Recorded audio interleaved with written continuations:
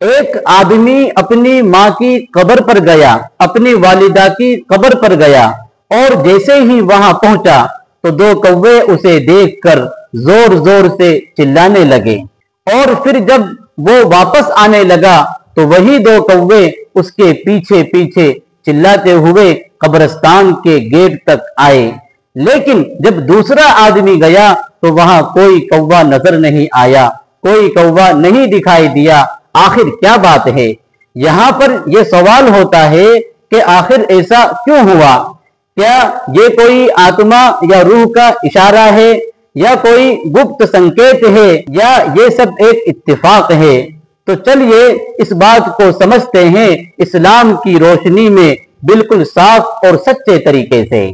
یہ ایک سچا واقعہ ہے ہمارے ایک دوست کا کہ جب ان کی والدہ کا انتقال ہوا تو وہ اپنی والدہ کی قبر پر جانے لگے، تو ان کے ساتھ یہ واقعہ اور یہ معاملہ پیش آیا کہ جب وہ اپنی والدہ کی قبر پر جاتے تو وہاں دو کوے آ کر درخت کے اوپر بیٹھ کر، جھاڑ کے اوپر بیٹھ کر زور زور سے چلانے لگتے، اور جب وہ واپس آنے لگتے تو قبرستان کے گیٹ تک وہی دو کوے زور زور سے چلاتے ہوئے ان کے پیچھے آتے، اور یہ معاملہ، یہ واقعہ تقریباً 4-5 دن تک چلتا رہا۔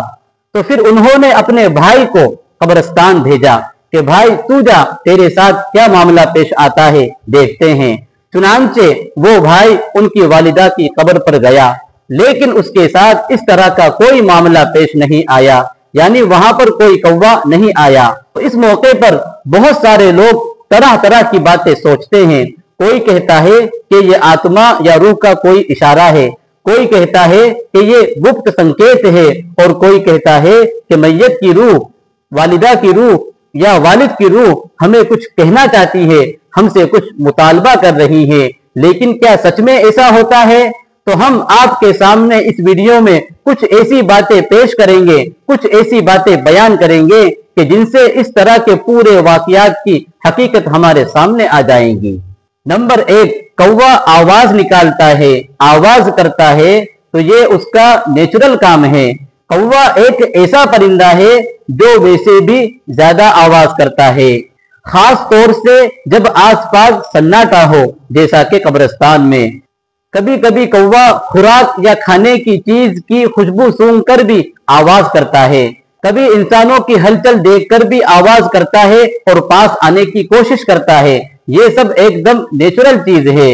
اسلام میں کسی بھی خاص پرندے یا کسی بھی خاص جانور کی آواز یا حرکت کو غیبی اشارہ سمجھنا یا آتما یا روح کا اشارہ سمجھنے کا کانسیپٹ ہے ہی نہیں۔ نمبر 2، کوہ اگر قبر کے پاس آ کر آواز نکالے یا آواز کرے تو کیا یہ اس بات کا اشارہ ہوتا ہے کہ میت کی روح ہمیں کچھ کہنا چاہتی ہے، ہم سے کچھ مطالبہ کر رہی ہے؟ تو کیا قرآن و حدیث میں اس کی کوئی دلیل ہے؟ کیا قرآن و حدیث میں اس کا کوئی تذکرہ ہے؟ تو اس کا جواب یہ ہے کہ نہیں، نہ تو قرآن میں اور نہ احادیث میں اس طرح کی کوئی بات ثابت ہے، بلکہ اسلام ہمیں اس طرح کے وہم، شک اور اندھ وشواس سے بچنے کا حکم دیتا ہے۔ نمبر 3، ماں باپ کی قبر پر یا کسی عزیز رشتہ دار کی قبر پر جانا بہت اچھا عمل ہے، بہت اچھا کام ہے۔ اگر آپ کسی کی قبر پر جائیں تو اس کے لیے مغفرت کی دعا کرے، قرآن کریم پڑھ کر ان کے لیے ایصال ثواب کرے، لیکن کسی بھی جانور کی یا کسی بھی پرندے کی آواز سن کر کوئی اشارہ نہ سمجھے، وہم اور شک سے بچیں۔ تو پیارے دوستوں، اگر آپ کبھی قبرستان جائے اور وہاں پر کوئی پرندہ یا جانور آواز نکالے تو اس آواز سے آپ ڈرے نہیں، اور اسے کوئی غیبی اشارہ نہ سمجھے، کوئی روحانی اشارہ نہ سمجھے اور کوئی چمتکار بھی نہ سمجھے، اس لیے کہ اسلام ایک سیدھا اور سچا مذہب ہے جو ہمیں وہم، شک اور اندھ وشواس جیسی چیزوں سے بچاتا ہے۔